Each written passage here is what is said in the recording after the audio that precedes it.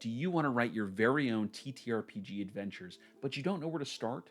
Or worse, you've tried writing them, but every time you run them, they fall flat? Don't give up. There's actually a very simple formula you can follow to make sure your adventures always hit the key moments. This isn't a gimmick or a plug, it's a proven storytelling design that you can apply in a matter of minutes. I'm RJ Kerr, and let's talk about adventure structure.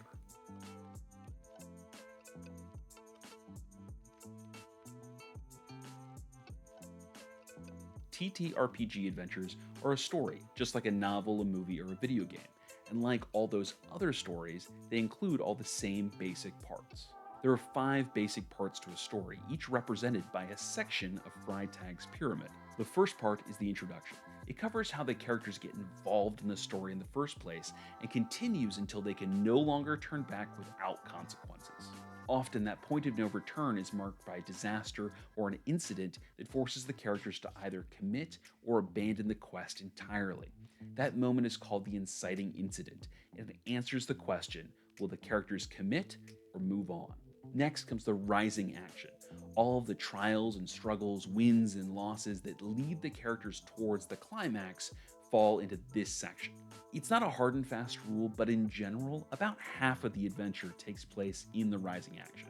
The climax comes near the end of the adventure, and it's the confrontation or moment that definitively decides if the characters succeed or fail at the adventure's objective. The falling action represents the final struggles the characters face.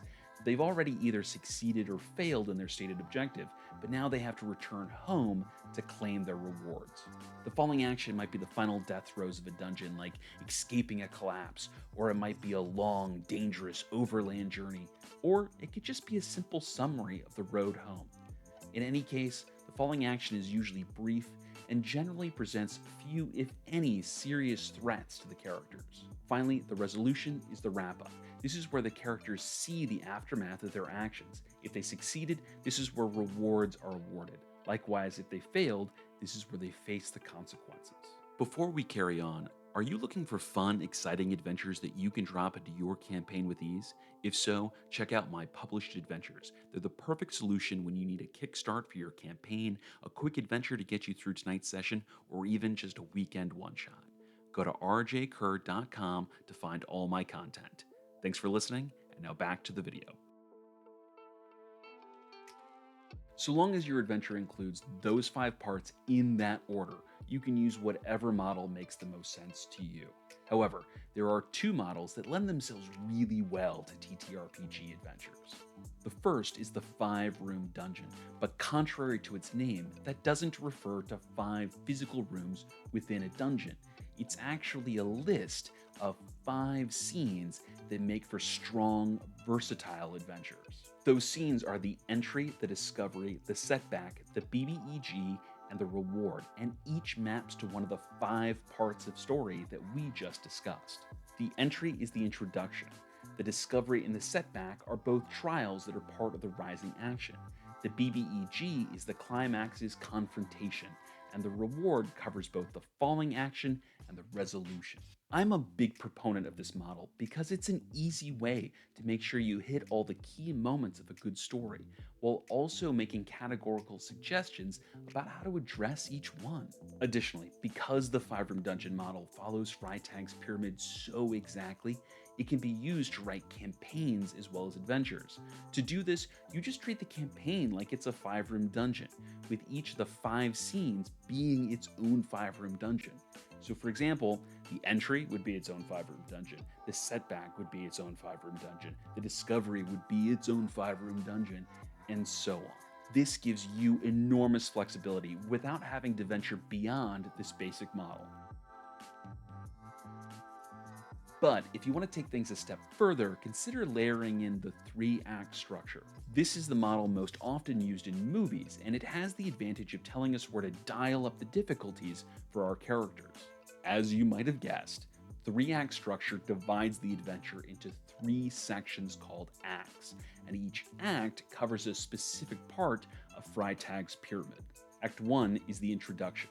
Act 2 covers most of the rising action, stopping a little ways before the climax.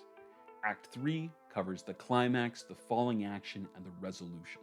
At the end of Act 1, the middle of Act 2, and the end of Act 2, some disaster befalls the characters. These disasters aren't arbitrary, but rather they pose significant obstacles between the characters and the adventure objective. In D&D, these disasters are most often difficult combat encounters. Knowing this makes it easy for you to create levels of difficulty throughout the adventure so that the climax feels climactic. You do this by making the climax a deadly difficulty encounter. The disasters are then hard difficulty encounters, and everything else is either medium or easy difficulty. Levels like these help you create more compelling stories for your players. However, they make it more difficult to apply the 3-act structure to shorter adventures that have fewer encounters. At the end of the day, you aren't limited to one adventure model. In fact, so long as you include all the parts of a story, you can mix and match models all you want. Personally, I like to use the 3-act structure to plot campaigns and the 5-room dungeon to write adventures. The two of them marry nicely, and they help me write compelling adventures that fit snugly into exciting narrative arcs. Thank you so much for watching. If you've enjoyed this video, please like and subscribe, and be sure to hit that bell icon so that you never miss a video. I can't wait to see what adventures you write. Be sure to tell me all about them in the comments.